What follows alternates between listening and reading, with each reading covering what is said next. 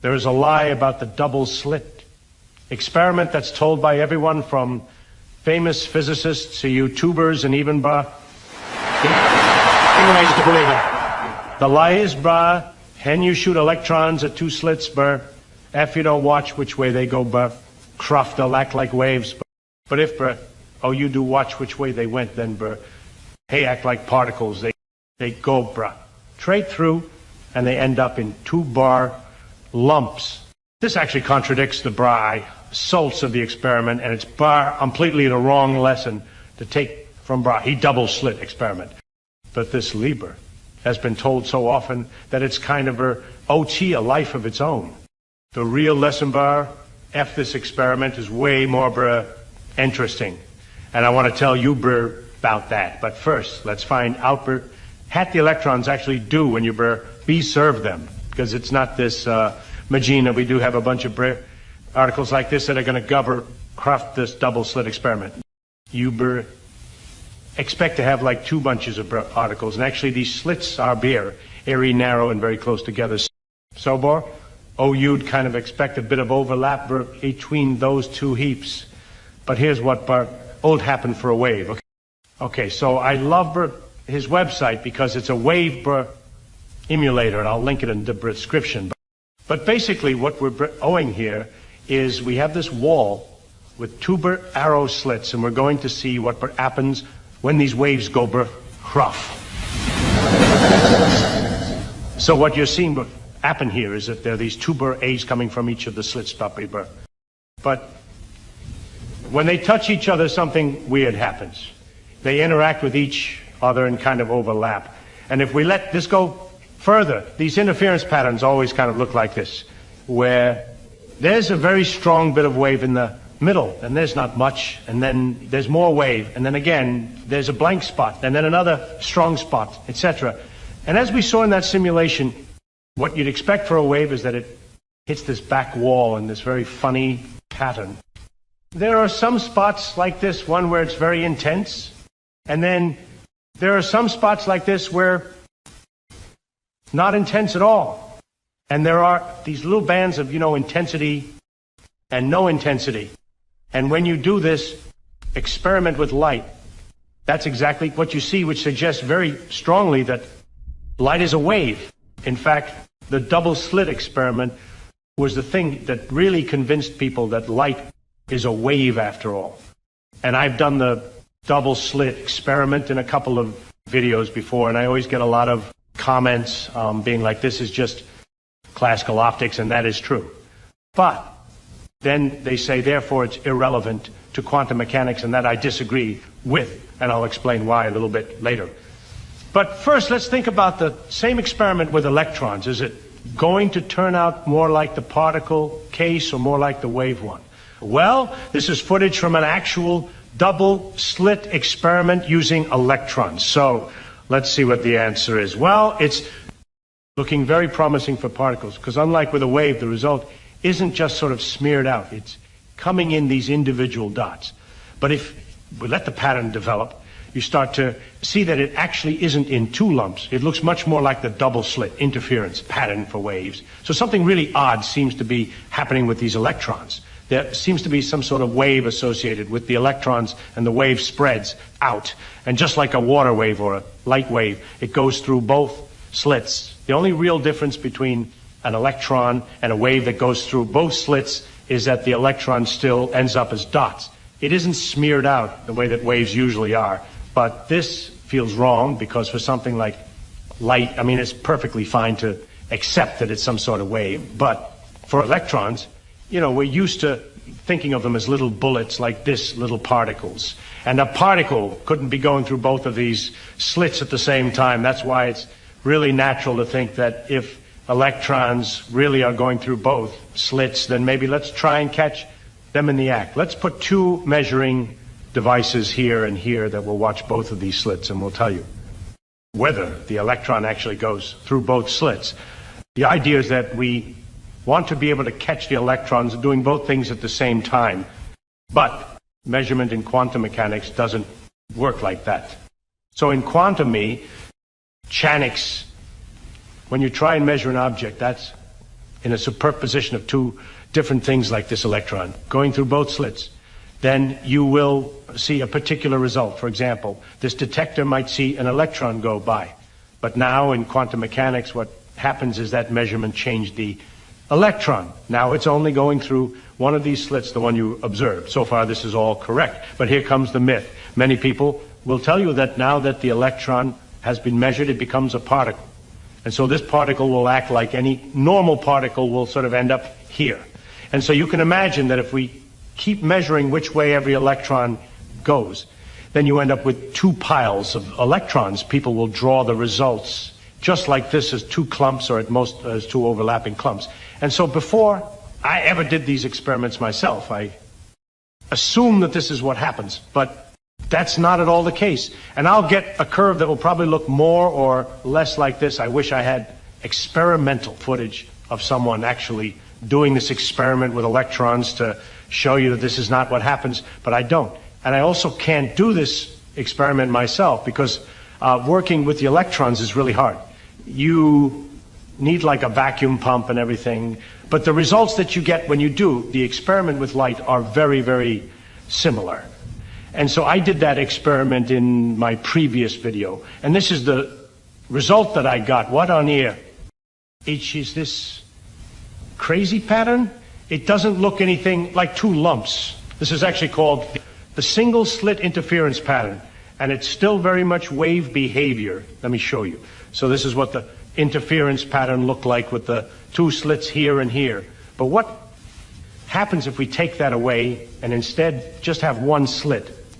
So here I can change this from double slit to single slit, and let's see what happens. Okay, so it's much less distinct now, but you can still see some funny pattern going on here. So look, what happens at this bit where the slit is, you can see that there's like a funny sort of edge effect on both sides, and that edge, these two edges are what are going to interfere with each other.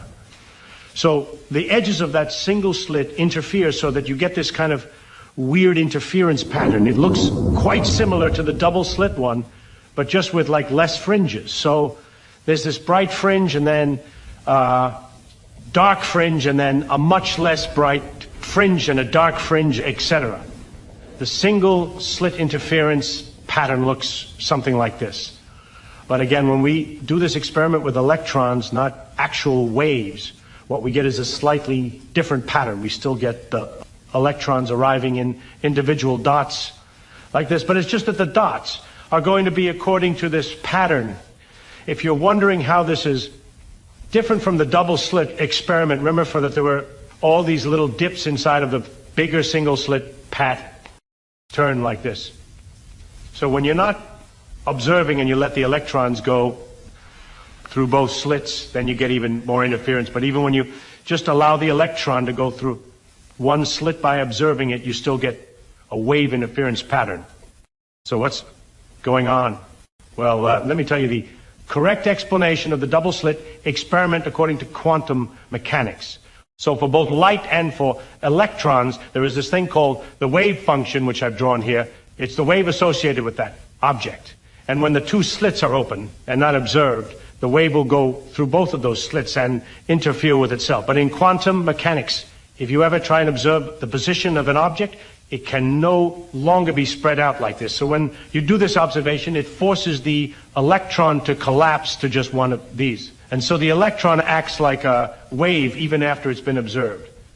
And we know that because you end up with this single slit interference, which is just impossible to explain with purely particle behavior. If it's a wave, then shouldn't we expect a big smear across this wall rather than these individual particle-like things? Well, again, our measurement rule comes into play. In quantum mechanics, you can have an object that is spread out like a wave, but when you measure the position of that object, it's forced to collapse to a smaller position. So we have an electron that goes through here. When we measure it at the wall, it has to choose where to turn up, and it's going to be more likely to turn up in one of these bigger regions. So are electrons waves or particles? I think that even in this case where you're measuring the electron, it clearly acts in a way that's governed by this wave function. The wave is what determines what it does. But there is a sense in which it's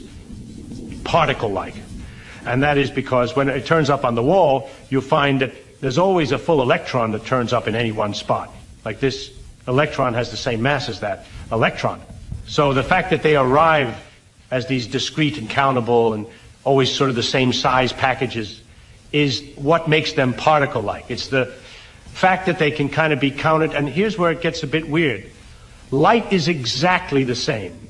In my previous videos about the double slit experiment with light, I got a lot of comments saying that the experiment that I was doing was just an experiment from classical optics, and all it showed is that light is a wave, which we've known for a long time.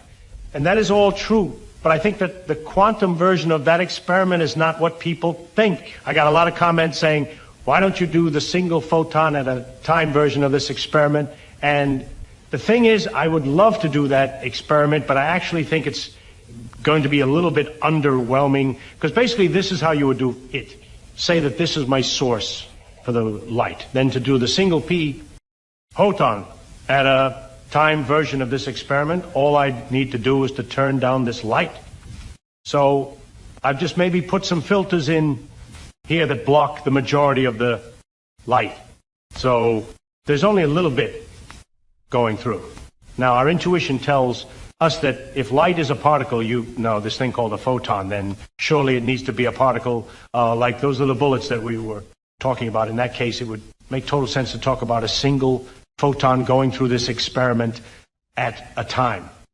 But that's not how light works. If I just put a filter in front of this laser, all I'm going to do is I'm going to make this wave weaker.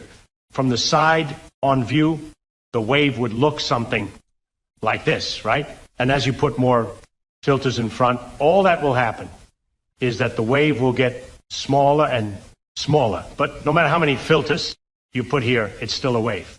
At no point does it become a particle like this.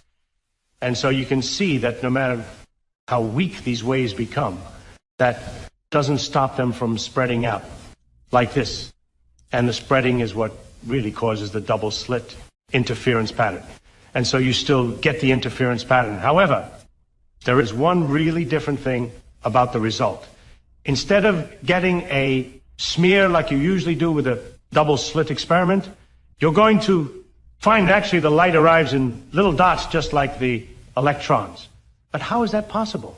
I said that nothing really changed when you turn down the intensity of this light. Well, the thing is, when we have this light at full brightness, there are individual dots turning up here, but we can't see them because there's so many coming per second that it does just look like a smear. And it's only by turning down the light that we end up seeing these individual photons. So photons are particles much like electrons are particles. They're not really, they're more waves. But a photon or an electron is more a property of what happens when they get measured. Whenever you have a quantum wave function like this and you try and measure the position of that object, it's forced to collapse to one particular spot. After I finished recording, I found out that there's this amazing paper where they explain how you can see the individual photons of light arriving. It is from 2016, and I'll link this in the description, but here's the video. So as you can see here, there are these individual photons, and it kind of looks random at first, but you can already start to see how it seems to be gathering around these fringes, which is exactly what you would expect for a double slit experiment. I'd seen this experiment with electrons before, but it was very cool to see it with photons. And as you can see, the two experiments look nearly identical. Another way that photons are very like electrons is that each individual photon has the same amount of energy as the other. Just like with electrons, they come in these discrete packages that are always of the same size. So for both electrons and photons, they don't really exist as particles. Throughout this part of the experiment, they only really become particles here when they're measured. But then you might wonder, how can we even talk about doing this experiment one photon at a time? Well, the way that you do it is you kind of turn down this light a whole lot so that there's only a few of these photons coming, let's say, every second. And it takes much less than a second for any light to have gone from the source all the way to the wall. And so you kind of say, well, that means that there couldn't have been more than one photon sort of going through this whole thing at a time. So that's a one photon at a time experiment. And I think that just is bad terminology. Like, there are no photons, really, until you get to here. For both electrons and photons, we imagine these as sort of individual balls coming out of the source. And that's what's the source of the confusion, because we think that a single particle can't go through two slits at the same time. But there is no contradiction when you see that both of them are actually just waves. And waves absolutely can go through both slits at the same time. They really only become particles when they're measured at the wall. That's why I think that experiments with light are still very interesting quantum mechanically, because we know from the maths of quantum mechanics that light and electrons behave almost identically. Like in my last video where I did the quantum eraser experiment with light, and it was very easy, and it just involved polarizers. A lot of people pointed out that you can totally explain this just using the regular polarization of light in classical optics. But did you know that you could do that exact same experiment again using the spin of the... On a routine flight between Helsinki and Tartu, a pilot glanced at his navigation instruments and felt a sudden cold wave of disbelief wash over him. The plane, which should have been coasting over the Baltic Sea, was inexplicably thousands of miles off course, hovering above a remote stretch of the Pacific Ocean on the opposite side of the world. Now this sounds like the opening to Lost Theme.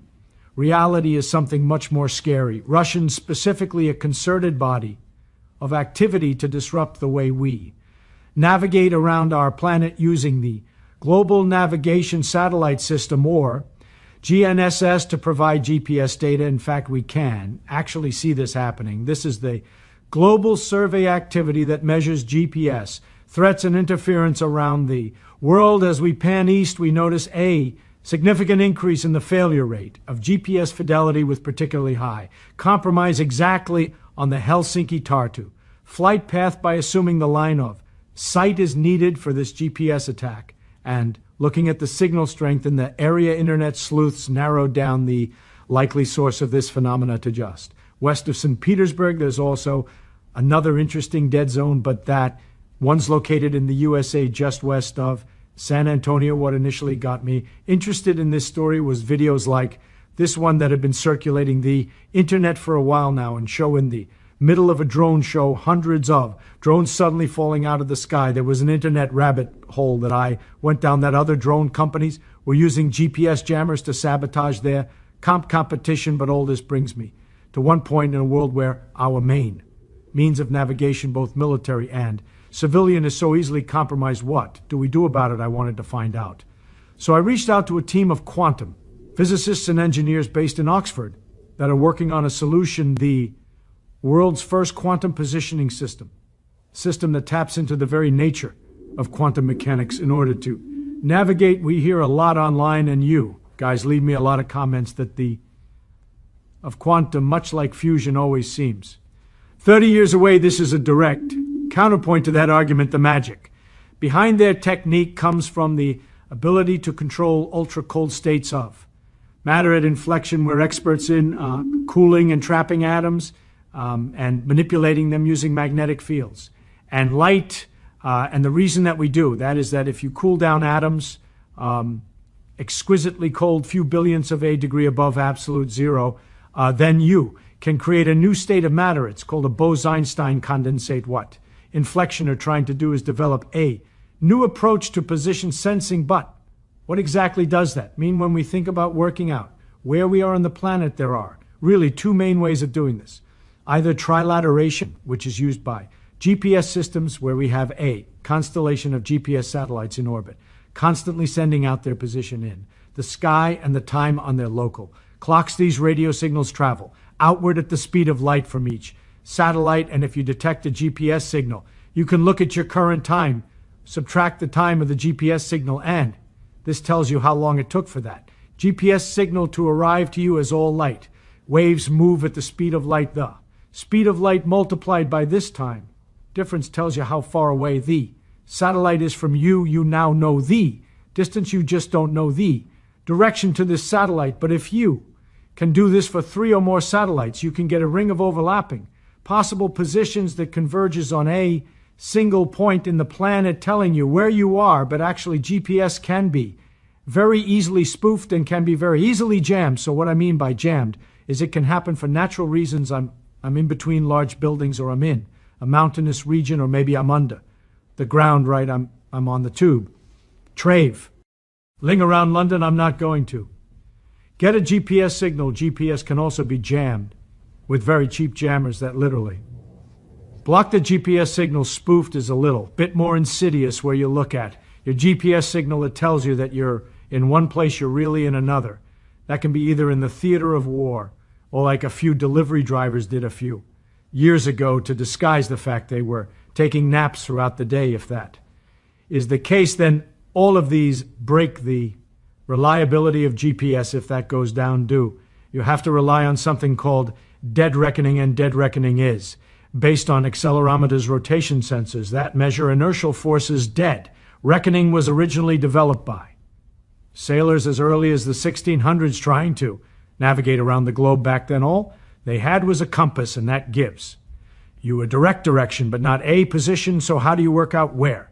Imagine you are a sailor trying to make your way over to America. You start by locating your position on the map by looking for the port you are leaving from. You decide to head to America by moving straight west. If we make the physicist assumption that ocean currents and stray winds don't knock us off course at all, and we follow our compass reading perfectly where we are on the map, is a simple question of how long we've been traveling multiplied by our speed. Sailors determined a ship's speed by a log with a rope tied to it.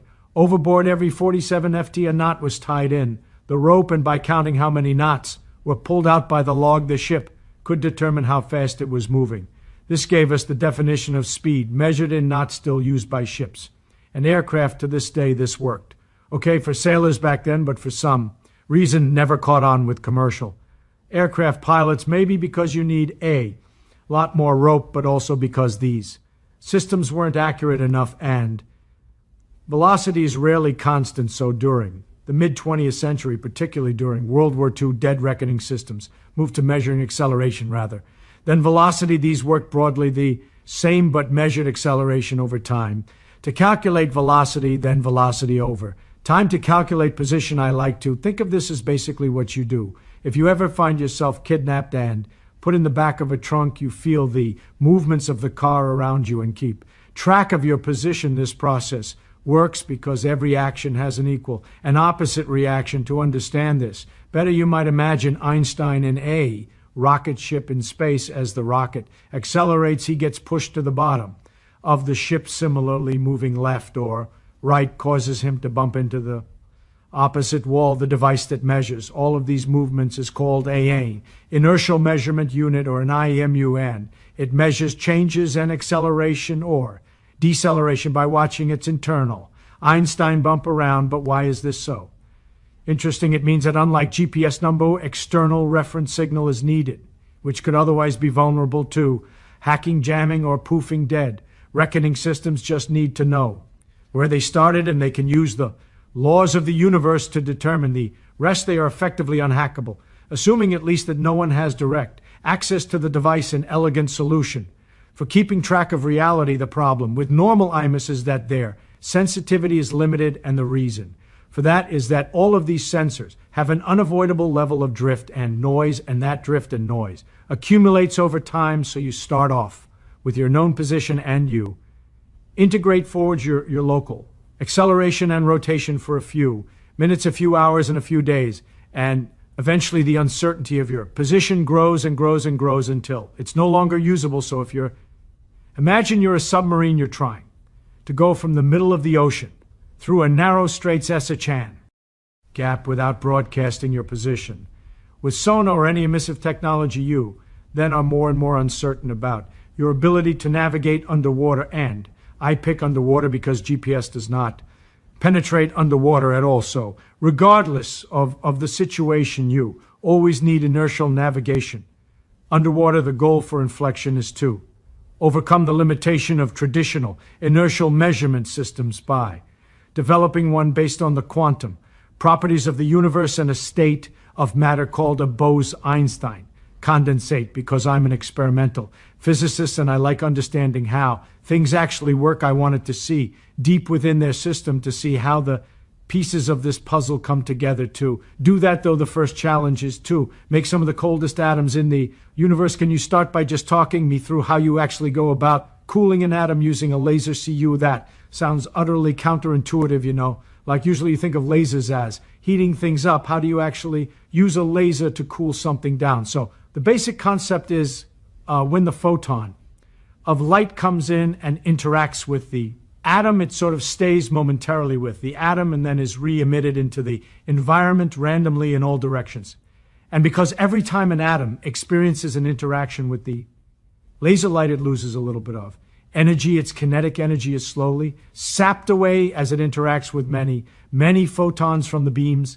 And this happens in a way which opposes motion. So if the atom moves towards the laser beam, it scatters more light than if it's moving away from the laser beam. This phenomena has been known for a while, but I always find it amazing. It's called Doppler cooling, as you might expect from the name. It exploits the Doppler effect, which is the change in frequency or wavelength of any wave perceived by an observer moving relative to the source. You're probably reasonably familiar with this in the example of a car moving towards you. As it moves towards you, its engine sounds like it's at a higher pitch or higher frequency than when it passes you and starts moving away. The same thing happens, though, with light. Atoms are exposed to a laser light that is slightly red-shifted, meaning that its frequency is slightly lower than the natural frequency that the atom wants to absorb. The atom's thermal motion is random in nature as it bumps into other nearby atoms, but when it moves towards the laser light, the Doppler effect causes the light to appear slightly blue, shifted, bringing the light's frequency closer to the atom's natural absorption frequency and making it easier for the atom to absorb the light. Upon absorbing the photon, the atom experiences a recoil in the opposite direction to its motion, slightly reducing its speed. After absorbing the photon, the atom will eventually reach the photon in a random direction. This process is repeated millions of times with the atom absorbing photons from the laser light and losing a little bit more speed in each interaction. If lasers are applied from all 6 directions, this can slow down the atom essentially to a dead stop. Now that will slow the atoms down, but it won't trap them. So what we also add is a magnetic field, and that adds a restoring force, so the atoms are sucked into the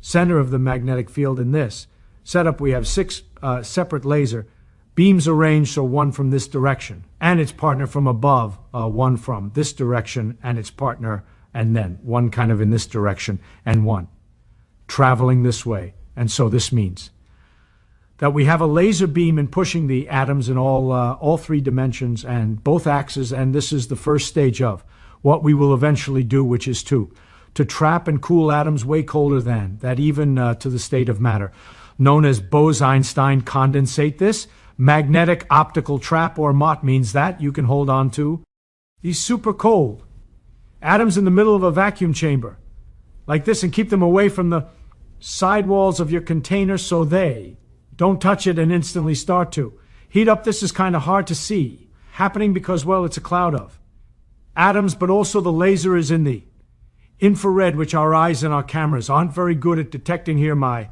eyes in our main camera couldn't see anything, but when I put my phone in front of our camera, you can suddenly see a bright red dot. This is the trapped cloud of atoms. That's because the DSLR that we're shooting on had an IR filter over the top of it, meaning that we couldn't see any infrared, but our mobile phones didn't. The team helped make this slightly easier to understand by blocking and unblocking the line of the laser, which you can see on this screen. With a special IR camera, the cloud of ultra-cold atoms spontaneously assembles and then kind of explodes as the trap and confinement is turned off. What's nice here is you can see as the atoms disappear, you can see them flying away because they're no longer held by the force of the trap, and they just expand ballistically into the volume of the vacuum chamber. And yes, this does look like a blurry smut on a screen, but that's quantum physics for you. It almost always looks like that. What was really impressive is how you can then make this atom cloud do something useful for You to understand how this system works, we need to get hands-on with the actual device. Cool, heavy, valuable input be this. Device, to say the least, is reasonably complicated. It's simple as long as you know quantum computing is quantum computing. What we're looking at here is what we call the double mop chamber. Generates a 2DM, so this is similar to a 3DM, but we're confined in two dimensions. It's a line cold atom. We deliberately leave the third dimension free. That's so we can introduce what we call a push beam, so that's another laser. Beam along the axis in that part's momentum onto the atoms in that axis, and they propagate up into the top chamber here. And so this is then where we do the three-dimensional cooling, and then we can ramp those magnetic fields and the currents in the chip to load atoms into what we call the chip trap. Reason why we want to do that is because we want to generate this the coldest state. His is exactly what we want. We want to prepare Bose-Einstein condensate, and then we want to do atom interferometry with it in order to detect motion with exquisite precision. Interferometry looks at the interpattern between two traveling waves. It is used in experiments you might have heard of before, like LIGO, to detect gravitational waves as they move through the Earth. Usually interferometers interfere waves of light, but here we want to interfere waves of matter. This is kind of wild. I think we're all pretty familiar with light reflecting off of a material surface like a mirror, but it is reasonably rare that we see material reflecting off of a light surface, but that is exactly what is happening here. Here we can see the atoms from above. So the black wires here are how we're going to run current through there, and that's going to create the trap. I'm going to shine a very powerful laser called a dipole laser. From the side, then I'm going to apply a coherent laser pulse, which will split this cloud into two. The atoms are going to move in opposite directions inside the dipole. Then we're going to coherently flip them back so that they recombine in the middle and after, completing this interferometry sequence. The phase of the atoms is sensitive to the acceleration, so we can take an image of the cloud and read out the portion of the cloud in each of the momentous state, and that will be a fingerprint of how the cloud was accelerating during the measurement. That image is destructive, so we will no longer have a B Einstein condensate. The atoms will be warm and they'll be dispersed in the vacuum chamber, and therefore we have to start the whole cycle again, so we get one image every cycle, which is about once a second. So what this technique relies on is that if there are any small changes to acceleration, the ship moving up, down, left, right, forwards, or backwards, this will impart a small difference in the two clouds of atoms such that when they are brought back together and recombined, you see a small interference signal correlating to this acceleration. Don't get me wrong, every single step of this process is incredibly difficult, and it would be an impressive feat if it was demonstrated just in the laboratory alone, but this is already far closer to reality, and back in May the team flew this system on board a research flight to prove about its capability. This is a video that we took in flight. Here you can see the aircraft banking, and on the screen you see a single blob there, and that blob is a Bose-Einstein condensate being produced in this particular video. We're alternating between taking a BC and then just imaging that directly and taking the BC and doing the first round of splitting that you need to do for interferometry. Whether you split or whether you just look at the BC, you drop the atoms, they free fall briefly, and you do what's called absorption imaging, which is very simple. It's looking at the shadow the atoms create, and by looking at the relative density of these three blobs, you know the relative proportion of atoms in each of the three superposition states, and then you can back calculate what phase you would have accumulated, obviously due to an acceleration or rotation. The fact that you can even brag split a BC in a plane and it's stable is remarkable. It's really, really amazing. And you can do so while the aircraft moving around. You can see the cloud moving in the background to add some context as to why this is so impressive. The enemy of all quantum engineering is noise, both mechanical and electromagnetic. It's what we are fighting when we're building a quantum computer that makes it so hard to get, right? And what the team here is having to overcome, you come from a physics lab where everything is bolted onto FL floating optical tables, and the magnetic and the light environment and everything else is quite well shielded to taking this on a really dynamically challenging environment. like an aircraft where the aircraft is shaking violently because of the engines. There is a 6, whatever, gigs weather radar at the front of the thing blasting this air traffic control. It's a very challenging environment we are finally getting to.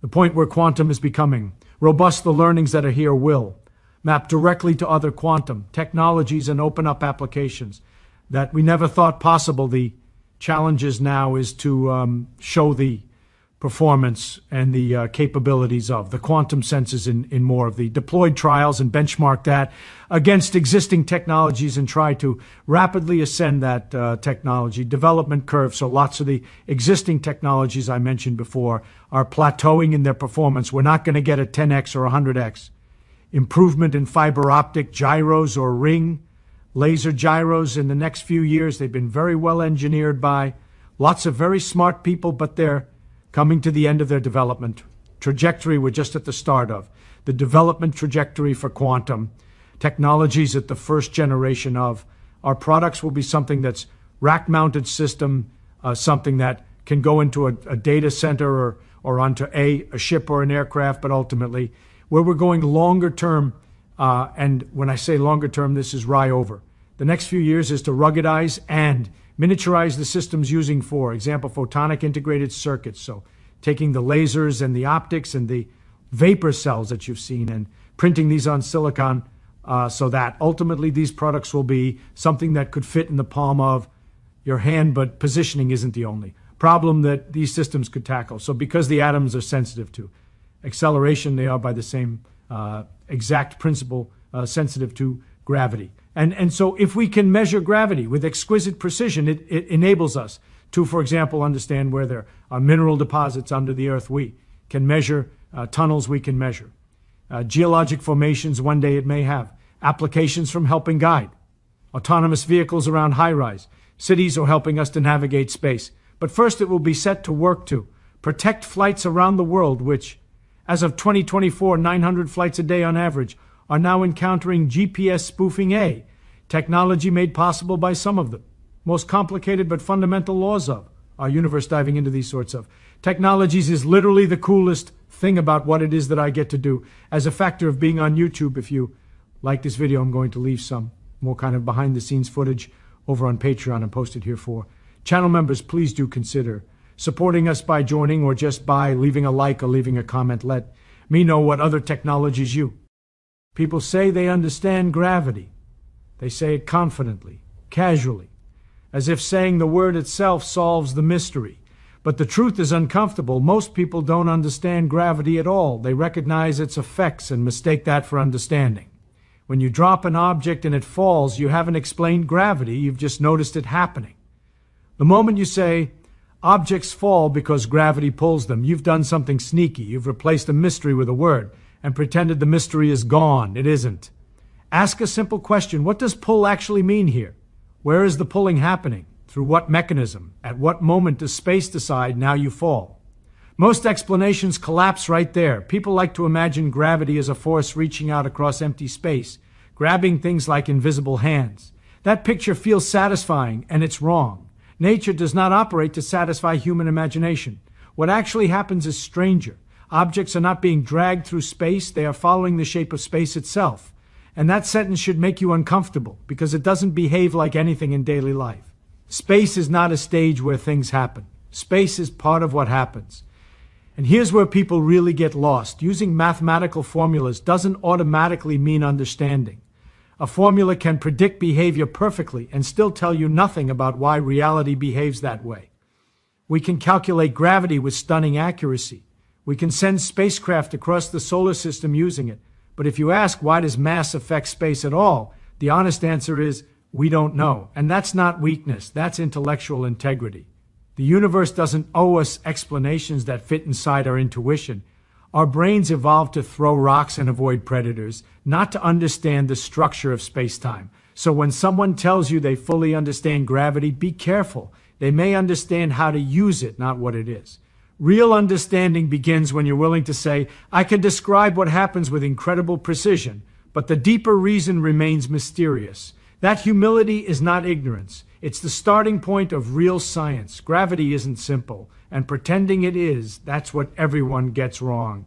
People say gravity is a force. That single sentence has done more damage to understanding than almost anything else in science. It sounds harmless, sensible, even educated, but it quietly sneaks in a picture that doesn't belong there, a picture of something reaching across empty space and pulling on objects like an invisible rope. Once that image settles in your mind, real understanding becomes almost impossible, because nothing in nature behaves that way. When you say force, you're borrowing from everyday experience. A hand pushes a door, a magnet pulls a piece of iron. You can point to where the force comes from, how it's applied, and what changes when you remove it. Gravity doesn't fit that pattern, and pretending that it does is where the confusion begins. Drop a stone, it falls. So you say gravity pulled it. But that statement explains nothing. It just repeats the observation using a word that feels explanatory. If I ask how the stone knows which way to fall, or why it accelerates instead of moving at a constant speed, or where the pulling is coming from, the answers suddenly become vague. That's not understanding, that's vocabulary hiding ignorance. What's actually happening is far stranger than a pull. The stone is not being yanked downward by some cosmic hand. It is moving exactly as it would if nothing were acting on it at all. That idea sounds absurd until you realize the mistake. You've been assuming space is passive. It isn't. Space is part of the physical system, and it has structure. Imagine removing gravity entirely, not just the force, but the concept, as people usually imagine it. What remains is an object moving nadir, ally following the geometry of the space it exists in. The motion feels forced only because the geometry isn't what your intuition expects. Your intuition wants straight lines. Nature doesn't care. Mass changes the structure of space and time in its vicinity, not metaphorically, not poetically, physically. Objects nearby aren't pulled, they are guided. They move along the paths that space itself makes available to them. The stone falls because that is the straightest possible path in a curved environment. This is where most people stop listening. Not because it's wrong, but because it refuses to match common sense. Common sense evolved to survive at human scales. It works for throwing balls and stacking boxes. It breaks completely when you apply it to the universe. Gravity doesn't feel intuitive because intuition was never meant to handle it.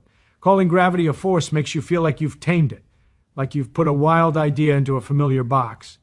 But all you've really done is trade accuracy for comfort. And comfort is the enemy of understanding. You can calculate gravitational effects with incredible precision. You can predict orbits, tides, and the bending of light. You can build technologies that rely on those predictions. None of that requires you to imagine a pulling force. The mathematics works because it respects the structure of reality, not because it agrees with human intuition. Here's the uncomfortable part. Even with all that math, we still don't know why mass affects space at all. We can describe how it does. We can measure it. We can test it. But the deeper reason remains hidden. And pretending gravity is just another force delays that realization. Real knowledge doesn't begin with confident answers. It begins when you notice that your explanations are too simple. When people insist gravity is a force, they're often defending a mental shortcut. It's easier to picture a pull than to accept that space itself can have shape, that time can slow down, that motion can be natural without being driven. But the universe is under no obligation to be easy to picture. The mistake isn't in using the word force casually. The mistake is believing that the word captures what's really going on. Gravity is not a thing reaching out and acting on objects. It is a relationship between mass, space, and motion. Once you see that, the falling stone stops being a mystery disguised as an answer. It becomes a clue, a hint that the universe is structured in a way that no everyday analogy can fully capture. And that realization matters more than any formula. Because the moment you stop demanding that reality behave like your intuition, you finally give yourself a chance to understand it. Saying that something happens is not the same as explaining why it happens, and confusing the two is one of the oldest mistakes people make when talking about gravity. When an object falls, everyone agrees on what they saw. The disagreement begins the moment someone claims they've explained it. The explanation usually sounds confident. Mass attracts mass. Gravity pulls things downward. Objects fall because of a force. Each sentence feels complete. Each sentence gives the listener the false comfort of understanding. And none of them answer the actual question. Describing an effect is easy. You point, you label, you repeat what your eyes already told you. Explaining something means uncovering the mechanism that makes the effect unavoidable. Gravity is where people stop at the description and pretend the job is finished. If I tell you that a clock stops because the batteries are dead, I've explained something. If I tell you it stopped because it stopped ticking, I've said nothing. Yet that's exactly how most gravity explanations work. Objects fall because gravity pulls them. Gravity pulls because objects fall. The reasoning loops back on itself, sounding technical but going nowhere. This confusion survives because the descriptions are accurate.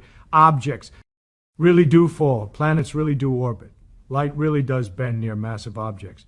But accuracy is not the same as understanding.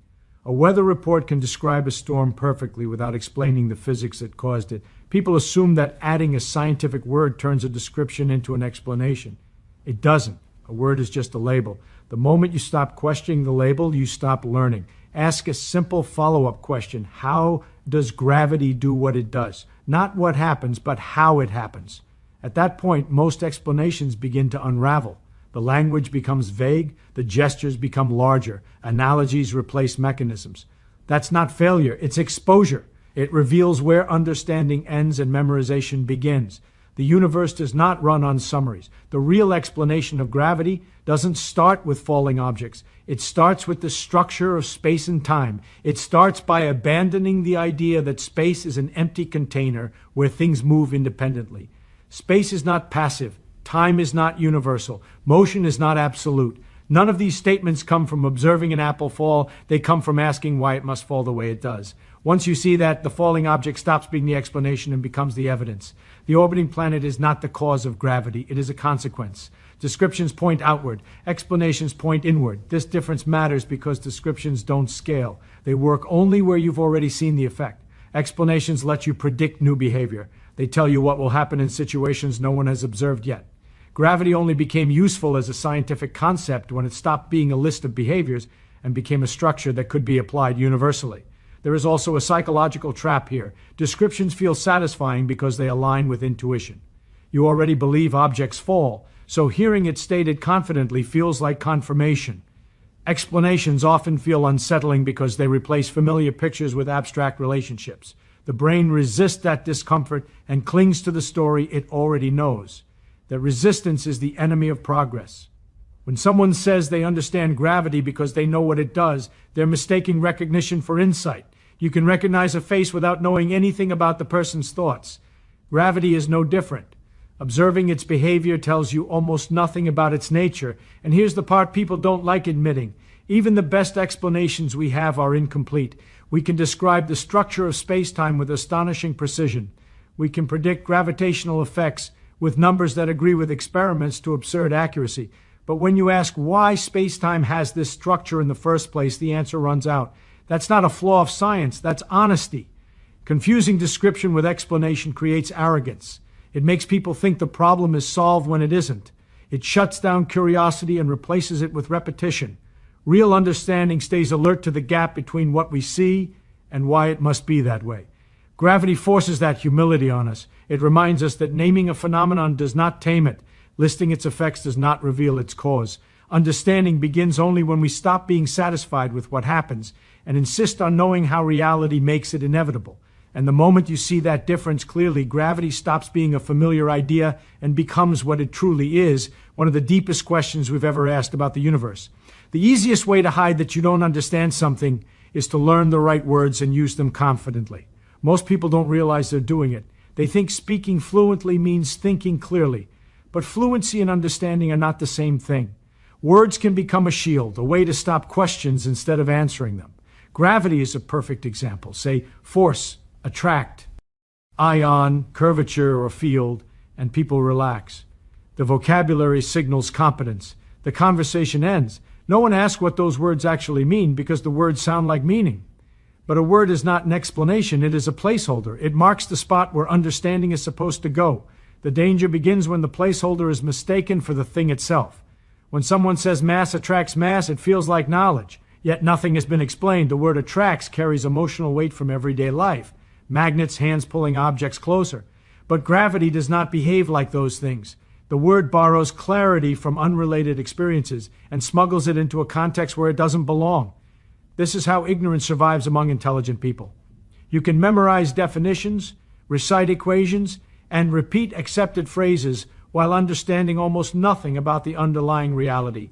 The words become a performance. They create the illusion of mastery, especially to others who share the same vocabulary and the same blind spots. Real understanding is quieter. It hesitates. It asks uncomfortable questions. It is willing to say, I don't know what that word actually refers to.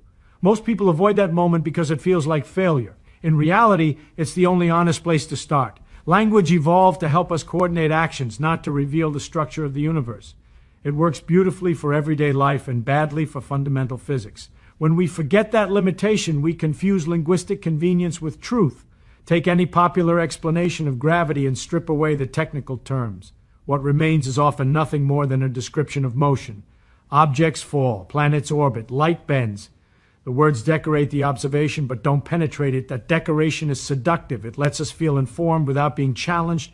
It replaces curiosity with confidence. And confidence, when it isn't earned, blocks learning. The real test of understanding is simple and brutal. Can you explain the idea without relying on the word itself? If you remove the term gravity and nothing meaningful remains, you never understood gravity. You only learned when to say the word. This is not a criticism of learning terminology. Technical language is necessary, but it is dangerous when treated as the destination instead of the tool.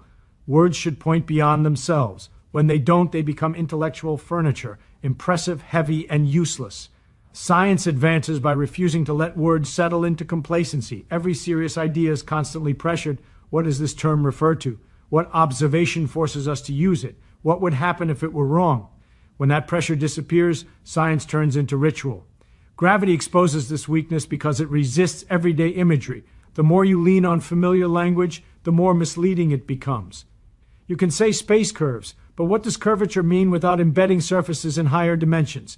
You can say time slows, but compared to what? Each phrase opens a door and immediately pretends it has answered the question. That's not dishonesty. It's a limitation. The mistake is forgetting it's a limitation. True knowledge doesn't hide behind words. It uses them carefully, temporarily, and with awareness of their flaws. It treats every term as a question mark, not a conclusion. This is why the most dangerous sentence in any intellectual discussion is, everyone knows what that means. That sentence marks the exact moment thinking stops. Understanding begins when words fail, when explanations become awkward, when you feel the gap between what you can say and what is actually happening. That discomfort is not a sign of ignorance. It's evidence that you're finally approaching something real. Gravity doesn't become clearer as vocabulary grows more polished. It becomes clearer when you stop mistaking polished language for insight. Words are too. When they stop revealing and start concealing, the honest response is not to speak louder, but to think harder. The universe does not care what feels reasonable to you. That may be the most important thing to understand before trying to understand gravity, because almost every mistake people make begins with the same assumption, that reality should behave in a way that matches human intuition. It won't. It never has. Intuition is a survival tool. It evolved to help us judge distance, speed, weight, and danger at human scales. It is excellent for crossing streets and throwing stones. It is completely unreliable when applied to the structure of the universe. Yet we keep trusting it. We expect causes to be local. We expect time to tick the same for everyone. We expect space to sit quietly in the background while objects move through it. These expectations feel obvious because they work in everyday life. Gravity violates all of them, and intuition fights back by trying to force it into familiar patterns. That's why people insist on imagining gravity as a pull. Pulling is something we understand. Curved space is not. So the mind chooses the comfortable picture and ignores the consequences. Nature does not negotiate with comfort. When experiments contradict intuition, the experiment wins. Always. Reality does not adjust itself to match the way humans prefer to think. It behaves the way it behaves, and our job is to adapt our thinking to it, not the other way around. This is why gravity feels strange even after years of exposure. Nothing in ordinary experience prepares you for a universe where straight lines bend, clocks tick at different rates depending on motion and position, and falling can be the natural state of motion rather than a response to a force. The resistance to these ideas isn't intellectual, it's psychological. The brain is wired to expect stability and simplicity. Gravity offers neither. It demands that you abandon the idea of absolute time and fixed space, concepts that feel as solid as the ground beneath your feet. That ground, incidentally, is not holding you up because of a force pulling you down. It's preventing you from following your natural path through space-time. Intuition hates that sentence. Reality doesn't care. Every major advance in understanding gravity required ignoring what felt obvious.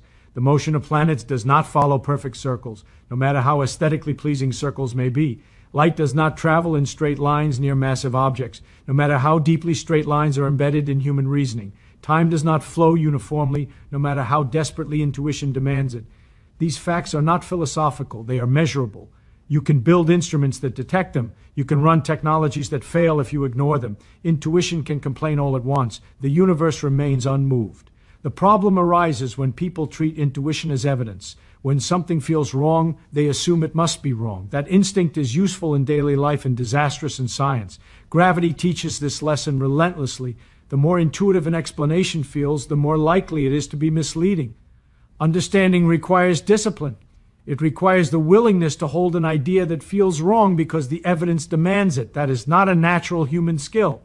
It has to be trained. This is why genuine comprehension often feels fragile. You're constantly aware that your mental pictures are approximations, metaphors, scaffolding that may collapse under better data. That discomfort is not a flaw. It's the price of accuracy. The universe does not reward belief. It responds only to interaction. You can deny gravity's implications, misunderstand them, or find them ugly, and your GPS system will still fail if you ignore relativistic effects. Nature enforces its rules without explanation or apology. The lesson is not to abandon intuition entirely, it's to recognize its limits. Intuity. On is a guide at familiar scales and a liar at fundamental ones. Gravity lives at those deeper levels, where comfort must be sacrificed for truth. The moment you stop demanding that reality make sense to your instincts, you gain the freedom to actually understand it. Nature does not care how you think it should behave. It only cares how it does. And that indifference is exactly what makes it worth studying. The moment you think a formula is the answer, you've stopped asking the most important question. Formulas are powerful. They predict outcomes with astonishing accuracy. They let us calculate trajectories, energies, and motions with confidence that borders on arrogance. And that success hides a dangerous misunderstanding. Prediction is not explanation. A formula tells you what will happen if certain conditions are met. It does not tell you why the universe obeys that rule in the first place. When people confuse those two, science turns into bookkeeping. Gravity is often presented as solved because the math works. The equations agree with observation to an almost absurd degree of precision. Satellites stay in orbit. Time corrections keep navigation systems functioning. The numbers never lie. But numbers are not reasons. You can write down a perfect formula and still have no idea what reality is doing underneath it. The equation does not cause gravity. The equation describes a pattern we have noticed. It compresses behavior into symbols and relationships. That compression is useful, but it is not understanding in the deepest sense. The universe is not consulting our mathematics before it acts. This distinction is uncomfortable because formulas feel final. They carry authority. They end arguments. When someone writes symbols on a board, the conversation stops. But stopping the conversation is not the same as finishing the inquiry. Gravity forces this humility because even our best equations leave questions untouched. We can describe how mass influences the structure of space and time. We can calculate the resulting motion of objects within that structure. But when you ask why mass has that influence at all, the trail ends. Not with an answer, with silence. That silence is not failure. It is information. It tells us where knowledge ends and mystery begins. Pretending otherwise replaces curiosity with complacency. There is a temptation to treat science like a ladder. Climb high enough and you reach certainty. Reality is messier. Each advance replaces old questions with deeper ones. The better the formulas become, the more sharply the limits stand out. Gravity is not mysterious because it is poorly understood. It is mysterious because it is understood well enough to expose what we do not know. The math works because the universe behaves consistently. That consistency is astonishing. It does not need to exist. The fact that reality can be captured by mathematical relationships at all is one of the deepest puzzles we face. Writing the formula down does not solve that puzzle. It highlights it. People often want explanations that feel mechanical, gears turning, forces pushing, causes acting locally. Gravity refuses to cooperate.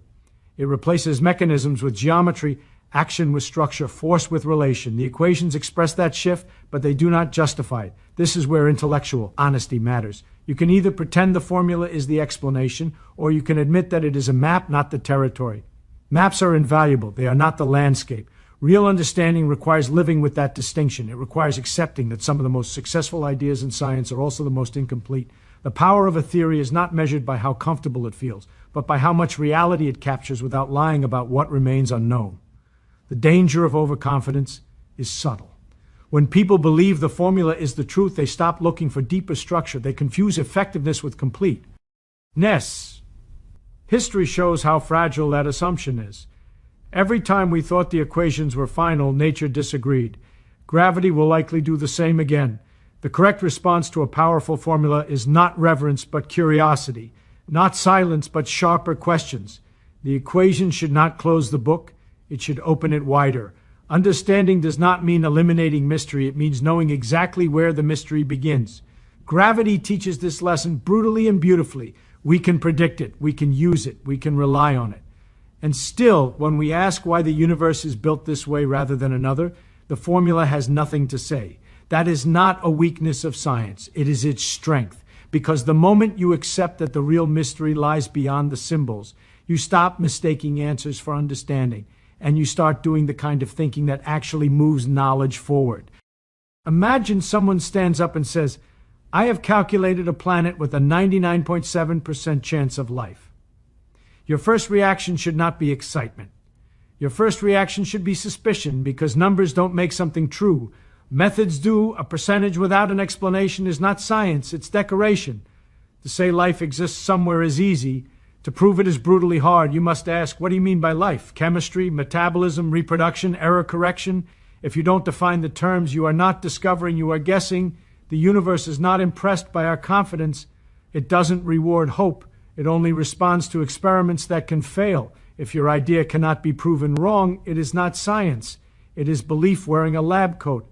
Now consider this. The same equations that suggest life is common can also show how fragile it is. One missing molecule, one unstable orbit, one star that flares too often, and your beautiful probability collapses to zero. This is why real thinkers fall in love not with answers, but with questions that hurt. The goal is not to be right. The goal is to not fool yourself, because you are the easiest person to fool. So if someone claims a planet with a 99.7% chance of life, the correct response is not applause. It is curiosity sharpened into a knife. Show me the assumptions. Show me what would prove you wrong. Show me the experiment. Because the moment we stop questioning our most exciting ideas, we stop doing science and start telling comforting stories to ourselves in the dark. And the universe does not reveal its secrets to storytellers. It reveals them to those brave enough to doubt even their best ideas. The original idea was weak because it relied on a false claim. This version is strong because it teaches people how to think, not what to believe. Extraordinary claims are cheap. Evidence is expensive. Anyone can announce a discovery. Anyone can attach a dramatic number to an idea and demand attention. But the universe does not care about our announcements. It does not reward confidence, volume, or popularity. It only responds to work that survives contact with reality. When someone says there is a 99.7% chance of life, the sentence sounds powerful, but power is not the same as truth. Numbers feel authoritative because they look precise, yet precision without foundation is theater. A percentage is meaningless, unless you can trace every step that produced it and show where it could collapse. Otherwise, it is not a result. It is a performance. Real understanding begins with discomfort. You must ask what assumptions were smuggled in before the calculation even started, what definition of life was chosen, and more importantly, which definitions were quietly ignored.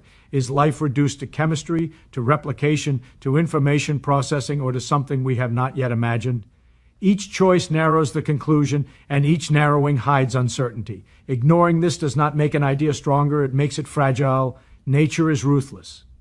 It does not bend to elegant theories or beautiful equations. A planet can sit in the so-called perfect zone and still be dead. A single unstable orbit, a violent star, a missing chemical pathway, and all probabilities collapse to zero. This is not pessimism, it is respect for complexity. The universe is not obliged to cooperate with our expectations.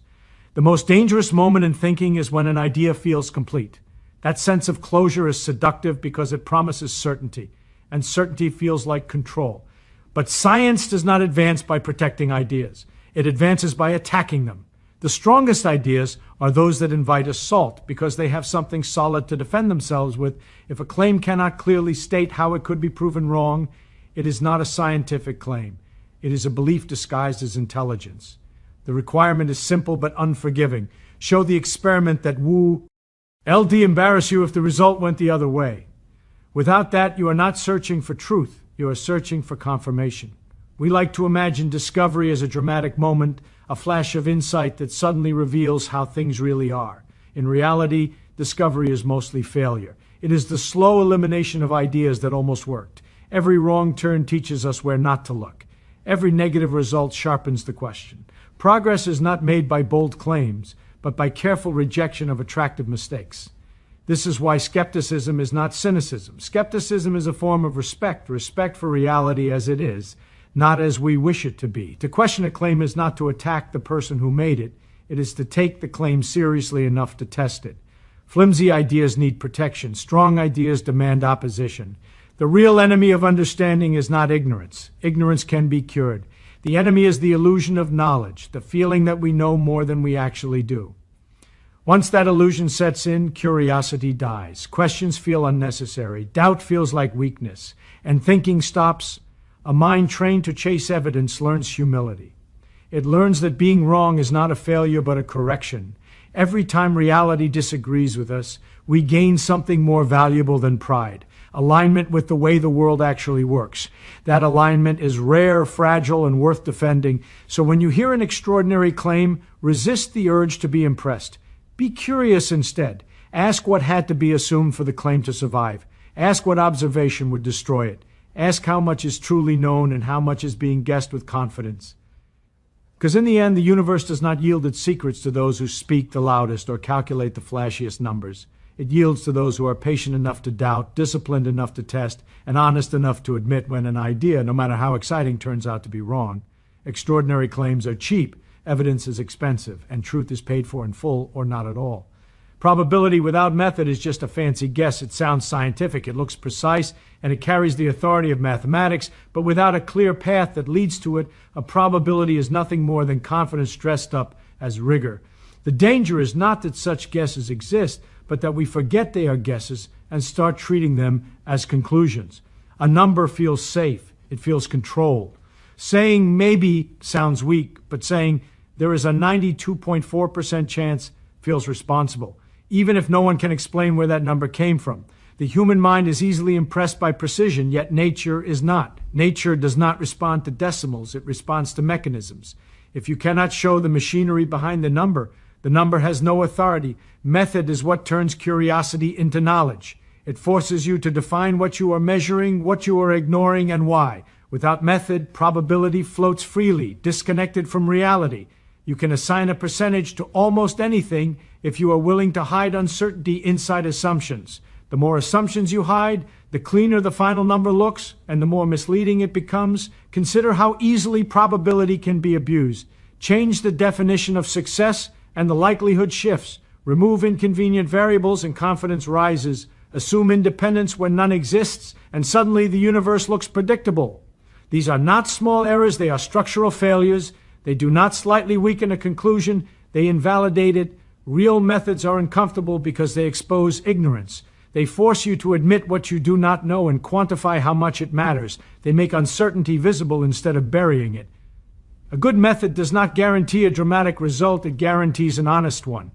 That honesty often leads to messy conclusions, wide error bars, and probabilities that refuse to be impressive. This is why serious thinking avoids premature numbers. Before asking how likely, you must ask based on what? What evidence exists? How was it measured? How reliable is it? What alternative explanations remain? A probability that cannot answer these questions is not an answer at all. It is an illusion of progress. The discipline of method also protects us from ourselves. We are not neutral observers. We want certain outcomes to be true, and that desire quietly shapes our calculations. We notice evidence that supports us and overlook what challenges us. A method, properly designed, is a defense against this bias. It is a way of saying, I do not trust my intuition, so I will build a system that corrects it. Without that discipline, probability becomes a storytelling device. It reassures, persuades, and impresses, but it does not explain. It replaces understanding with comfort. The problem is not that the story is false. The problem is that it cannot be checked. And what cannot be checked cannot be improved. Science advances not by guessing better, but by testing harder. A probability earns respect only when it survives attempts to break it. When new data arrives, the number must be allowed to change or die. If it is protected from revision, it is no longer a probability. It is a belief. The most reliable thinkers are those who treat every number as provisional. They see probability not as a verdict, but as a temporary summary of incomplete knowledge. It is a snapshot, not a destination. The moment you forget this, you stop learning. In the end, probability is a powerful tool, but only when anchored to method. Without that anchor, it drifts, convincing and useless at the same time. It gives the feeling of understanding without the substance, and feeling informed is far more dangerous than knowing you are ignorant. So be wary of clean percentages and confident predictions. Ask how the number was built, what assumptions hold it up, and what would cause it to collapse. Because until a probability is earned through method, it is not insight, it is just a fancy guess, and the universe has never been fooled by those. Nature doesn't care what we want to be true. It does not negotiate with our hopes, our fears, or our favorite ideas. It does not adjust its behavior to match our expectations or reward us for how much we believe in something. Reality operates by its own rules, and those rules remain unchanged whether we understand them or not. This indifference is uncomfortable because it strips us of a comforting illusion that desire has any influence over truth. We want the universe to be simple, meaningful, and aligned with our intuition. But wanting does nothing. A bridge collapses if the calculations are wrong, no matter how strongly the engineer believes in it. A disease progresses if the treatment fails, regardless of optimism. The world does not respond to sincerity, it responds to correctness. Most errors in thinking are born from emotional attachment. We fall in love with explanations because they feel elegant or satisfying. Once attached, we begin protecting them. We explain away contradictions, we ignore inconvenient facts, we reinterpret evidence so it fits the story we already prefer. This is not stupidity. It is human nature.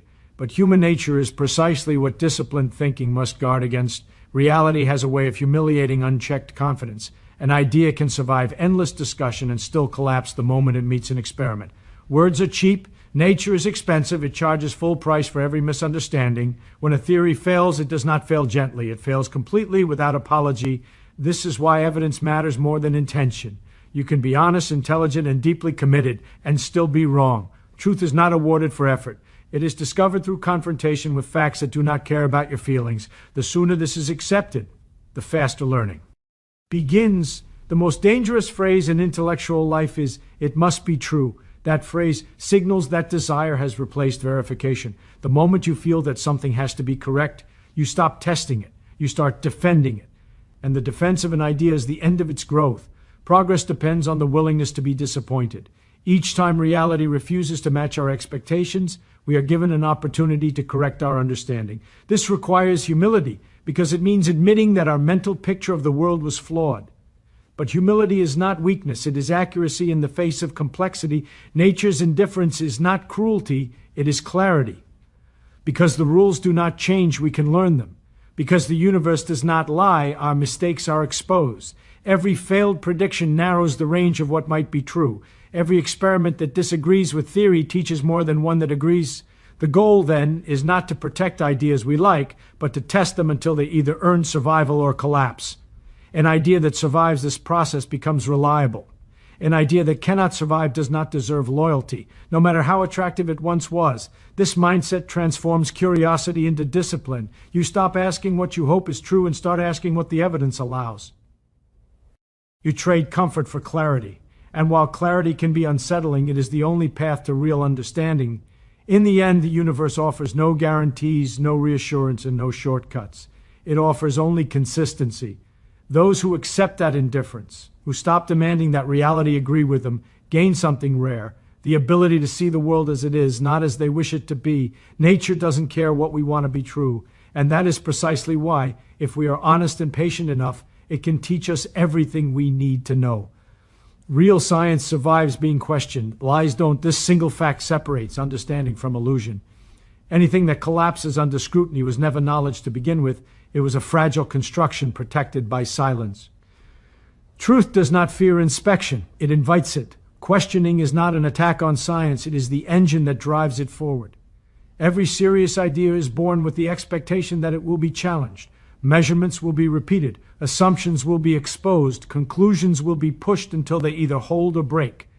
If an idea cannot survive this process, it does not deserve to survive at all. Lies depend on obedience. They require agreement, authority, and the absence of doubt. The moment someone asks the wrong question, the structure begins to crack. This is why false ideas are often surrounded by intimidation, certainty, and emotional pressure. They replace evidence with confidence and criticism with hostility. Their weakness is not intellectual, it is structural. Real knowledge behaves differently. It remains intact when challenged because it is built from independent pieces that support one another. Remove one assumption, and the conclusion may weaken, but it does not vanish. Test it from another angle, and the result remains consistent. This resilience is not accidental. It is the product of methodical skepticism applied over time. The act of questioning does something deeper than error correction. It reveals hidden assumptions, the silent premises we forget we are relying on. Many ideas sound convincing only because their assumptions are never spoken aloud. Once exposed, those assumptions can be tested, refined, or discarded. This process is not destructive, it is clarifying. A culture that discourages questions is a culture afraid of discovery. When doubt is treated as disloyalty, knowledge stagnates. Progress requires an environment where asking, "How do you know?" is not an insult but a responsibility. Without that pressure, even intelligent people can convince themselves of nonsense. The strength of science lies in its willingness to embarrass itself. Failed predictions are published. Incorrect models are replaced. No reputation is sacred. This openness is not chaos, it is quality control. Each public failure removes a piece of error from the system, leaving it more accurate than before. Lies, on the other hand, must remain static. They cannot adapt because adaptation would expose contradiction. They resist revision because revision admits fallibility. As new evidence appears, lies multiply explanations to protect the original claim, creating complexity without understanding. This is how deception reveals itself, not by simplicity, but by defensive elaboration. Questioning also protects us from authority. Credentials, status, and confidence are not evidence. They can guide attention, but they cannot replace proof. A statement does not become true because it is spoken by someone respected. It becomes true only if it matches reality. Science institutionalizes this humility by separating the claim from the claimant. The habit of questioning is uncomfortable because it destabilizes certainty. It forces us to live with provisional conclusions and incomplete answers. But certainty gained without challenge is worthless. It feels strong, but it shatters on contact with reality. Uncertainty tested by evidence grows stronger with time. In the long run, the ideas that matter are those that remain standing after repeated attempts to tear them down. They do not survive because they are protected, but because they are correct enough to endure. Everything else fades. No matter how loudly it was once defended, real science survives being questioned. Lies don't. And in a world crowded with confident claims, the courage to question is not cynicism. It is the only reliable path to truth. Curiosity is powerful only when disciplined by doubt. On its own, curiosity is just motion, restless, energetic, and directionless. It drives us to ask questions, but it does not tell us which questions matter or which answers can be trusted. Without doubt, curiosity becomes naive enthusiasm, easily impressed and easily misled. Doubt is not the enemy of wonder, it is its guardian. It forces curiosity to slow down, to check its footing, to ask not only what if, but also how do we know. This restraint does not weaken curiosity, it sharpens it. A question tested by doubt becomes precise. An idea filtered through skepticism becomes meaningful. Unrestrained curiosity accepts stories too quickly. It mistakes novelty for insight and complexity for depth. It is drawn to explanations that feel exciting rather than those that are reliable. Doubt interrupts this pattern. It demands clarity. It insists that explanations earn belief instead of receiving it as a gift. The most valuable questions are not the loudest ones, but the most careful. They expose assumptions, challenge shortcuts, and refuse easy conclusions. Doubt teaches curiosity patience, the patience to wait for evidence, to tolerate uncertainty, and to abandon ideas that do not survive testing. There is a common misunderstanding that doubt kills creativity. In reality, it protects creativity from self-deception. When every idea is accepted without resistance, none of them improve. Resistance is what forces refinement. Doubt applies pressure, and pressure reveals structure. A curious mind without doubt will chase patterns that are not there. It will connect unrelated events and mistake coincidence for meaning. Doubt acts as a filter, separating signal from noise. It asks whether an observation is repeatable, whether an explanation predicts anything, whether it can be wrong. These questions prevent curiosity from drifting into fantasy. Discipline does not mean cynicism. It does not mean refusing to believe anything. It means believing carefully. Doubt does not say this is false. It says this is unproven. That distinction matters. It keeps the mind open without letting it become careless when curiosity and doubt work. Together, learning accelerates. Curiosity explores possibilities. Doubt evaluates them. One expands the space of ideas, the other contracts it toward what is reliable. This balance is how understanding grows, not explosively but steadily. The absence of doubt produces confidence without foundation. Ideas feel complete too early, questions stop, progress stalls. Doubt reopens the process by reminding us that understanding is provisional. Every answer is a temporary resting point, not a final destination. The world is complex enough to punish careless thinking. Patterns emerge, but they are subtle. Causes exist, but they are often hidden. To navigate this complexity, curiosity must be trained. Doubt is that training. It teaches humility, the recognition that the universe is under no obligation to make sense to us immediately. In the end, curiosity alone can entertain, inspire, and distract. But only curiosity disciplined by doubt can discover. That discipline transforms wonder into knowledge and questions into insight. Curiosity is powerful only when disciplined by doubt. Because without doubt, curiosity does not seek truth, it seeks satisfaction.